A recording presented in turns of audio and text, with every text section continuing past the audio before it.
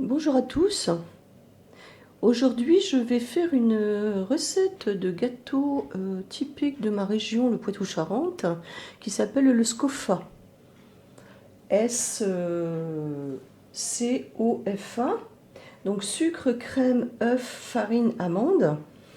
Et comme je suis donc intolérante au gluten et au lait, je vais faire un gâteau sans gluten et sans lactose. Voilà.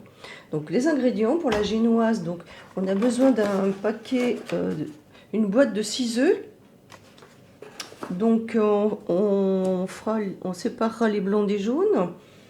Ensuite on a besoin de sucre en poudre, de 125 g de poudre d'amande.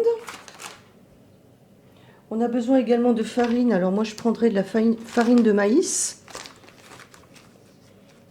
Du lait, donc à la place du lait je vais prendre du soja liquide. Du sucre glace. Pour le caramel, donc on a besoin de sucre et d'eau. Et ensuite pour la crème au beurre et au caramel, donc on va utiliser les 6 jaunes d'œufs, du sucre, encore du sucre en poudre, 200 g de beurre. Alors j'ai pris le beurre de ma région, le beurre déchiré. 30 ml d'eau, et puis pour le nappage, on mettra du sucre glace. Nous allons commencer par faire du caramel. Alors donc il faut que je dispose ici donc 15 ml d'eau dans une casserole. Enfin bon, c'est pas très facile. Voilà, 15. Et j'ai donc pesé 100 g de sucre ici. Donc je vais porter à ébullition donc cette eau avec ce sucre. Donc voici, j'ai brassé environ 7 à 8 minutes. Et puis maintenant je vais déposer ce caramel dans un plat très plat muni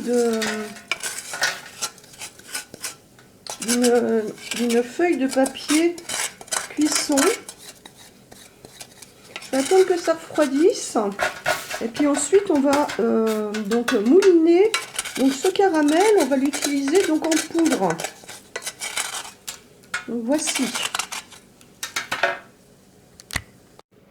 Donc voici, je viens de réduire donc mon petit caramel en poudre avec un petit hachoir électrique.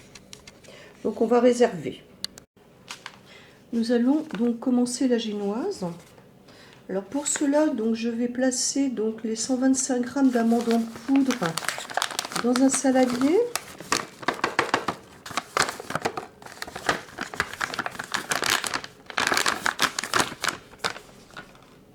Je vais ajouter donc 80 g de sucre glace.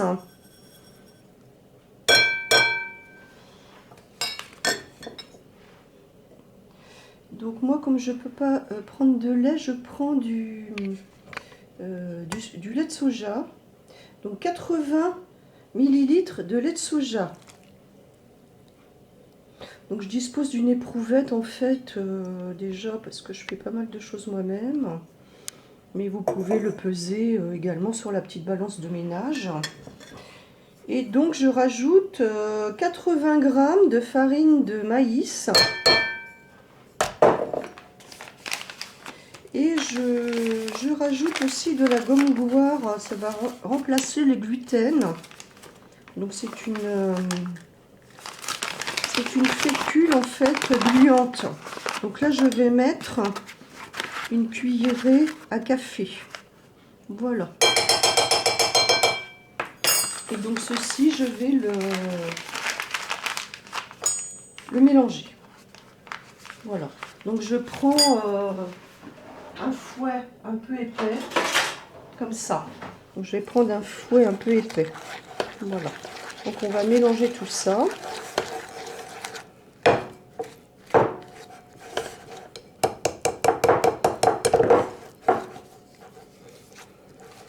Parallèlement,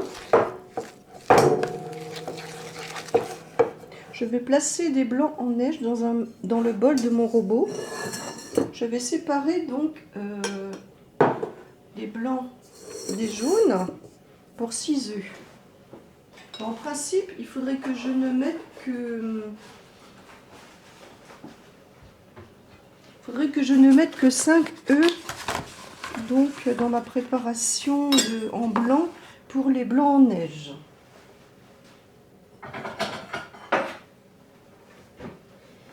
En voici. Donc en fait,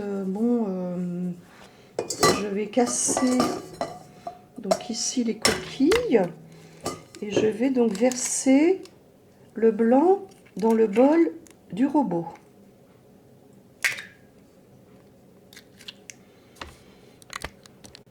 J'ai raté donc le cassage de mon premier œuf, alors j'ai récupéré tant bien que mal le jaune. Et donc je vais continuer, parce que si vous avez du jaune d'œuf dans le blanc, ça ne va pas monter. Donc je vais continuer avec les autres œufs. Donc en fait, l'astuce, je ne la connais pas trop, mais il ne faut pas mettre non plus le germe. Donc voilà, on sépare donc comme ceci. Donc moi ça me fait 2 jaunes, etc. Donc il faut obtenir 6 jaunes d'œufs dans un saladier. Et puis moi, comme j'ai jeté le premier blanc, eh bien j'aurai 5 blancs dans le bol de mon robot. Lorsque donc les blancs en neige deviennent moussus, on va rajouter petit à petit 150 g de sucre en poudre jusqu'à ce que les blancs soient parfaitement durs. À ce moment, donc, j'ai mélangé mes amandes en poudre avec du sucre, du lait, etc. Et là, donc, j'ai fait des blancs en neige qui se sont écrasés avec le sucre. Alors, on va allumer le four à 180 degrés de préchauffer. Parce que tout de suite après, on va cuire cette génoise. Alors, je vais incorporer donc les blancs en neige. Donc j'ai abandonné le fouet parce que la pâte se coince dans les branches du fouet. Donc on va mélanger comme ceci, assez délicatement, de bas en haut.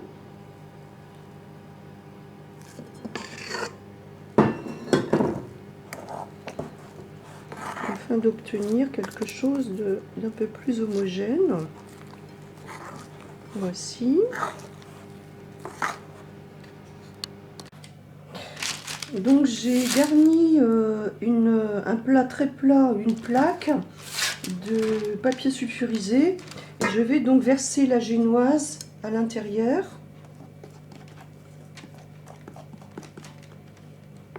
Donc je rappelle que j'ai mis mon four à 180 degrés en préchauffage. Et je vais donc enfourner cette génoise pendant 30 minutes.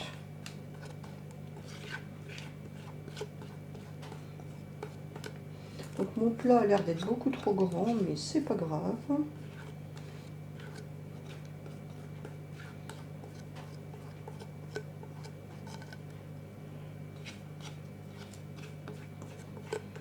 Il en reste toujours un peu dans le saladier.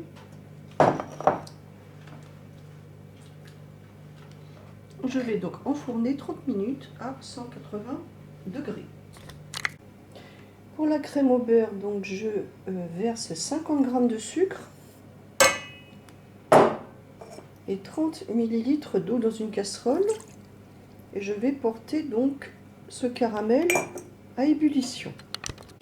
Donc pour la crème pâtissière, crème au beurre, pardon, je vais donc mélanger 20 g de sucre avec mes œufs.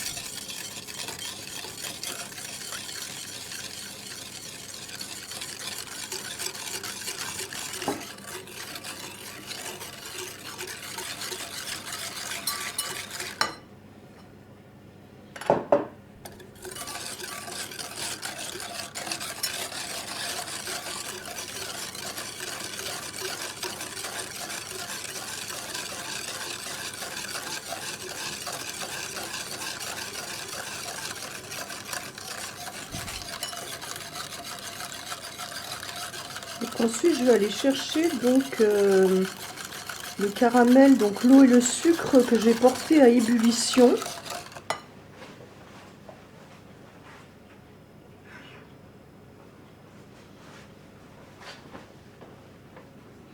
Et je vais l'incorporer en petits filets, donc à mes jaunes, en battant là carrément.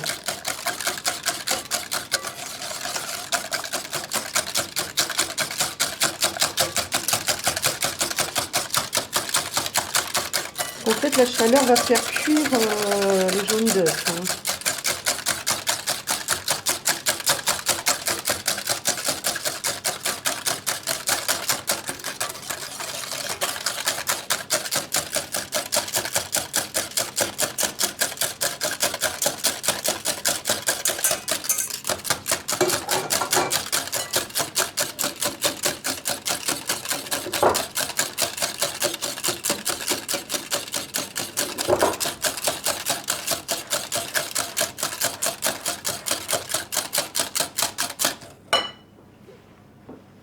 Donc parallèlement, je vais aller faire ramollir le beurre. Donc je vais passer dans un bol au micro-ondes. Voilà, j'ai donc passé le beurre au micro-ondes, donc 50 secondes en décongélation. Donc c'est... Bon, il n'est pas fondu, mais il est bien ramolli quand même. Hein. Donc, je l'incorpore dans ma préparation donc avec mes œufs, mes jaunes d'œufs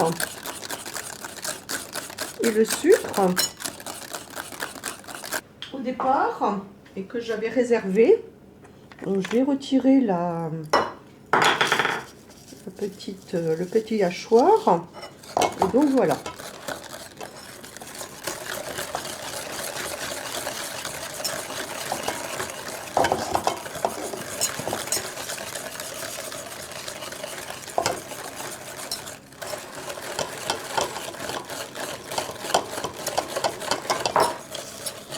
Donc je vous encourage à bien battre parce qu'en fait le beurre a tendance à faire quelques grumeaux.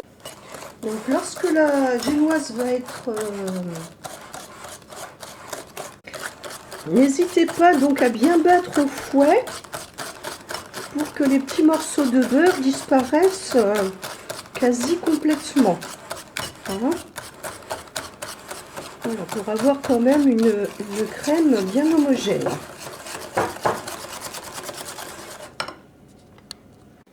Alors voici la génoise donc est cuite. Je n'ai pas de plat carré, j'ai juste ce genre de plat là pour faire des pains de poisson, etc. Bon, bah, je vais quand même essayer de découper la génoise là pour que ça rentre donc dans ce plat. Donc je prends cette mesure là et je vais découper là de cette façon.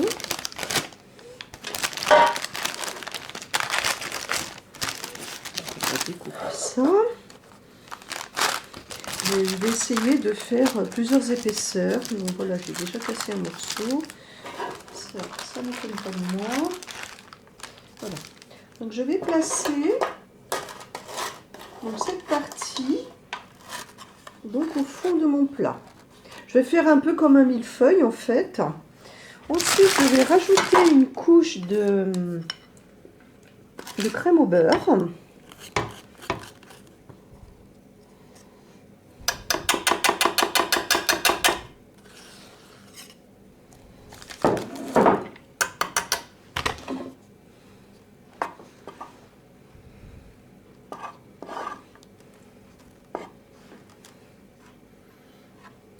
Donc par la suite, là, quand on aura superposé donc, tous les éléments, on va placer au frigo environ 4 heures. Donc la recette, c'est une recette de Saint-Mexant en Deux-Sèvres.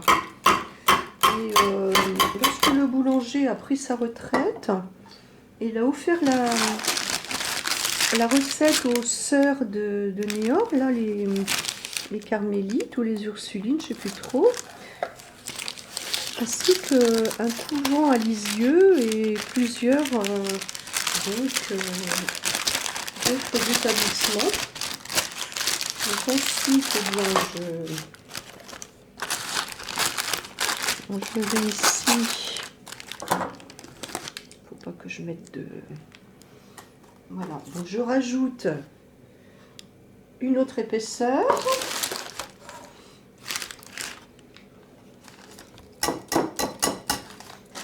Et donc ici, je vais donc terminer ma crème au beurre. Je vais terminer ma crème au beurre.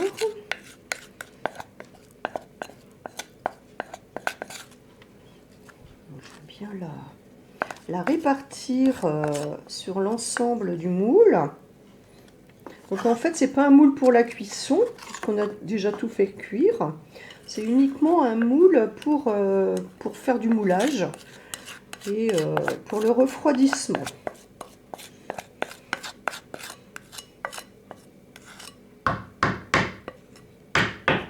Voilà. Puis ensuite, je vais donc mettre la dernière plaque ici de génoise. Voilà. Donc maintenant, je vais enfourner environ 4 heures. Lorsque ça sera bien froid, je vais retourner donc mon plat dans un plat de service et je vais saupoudrer de sucre glace. Voilà, je vous remercie.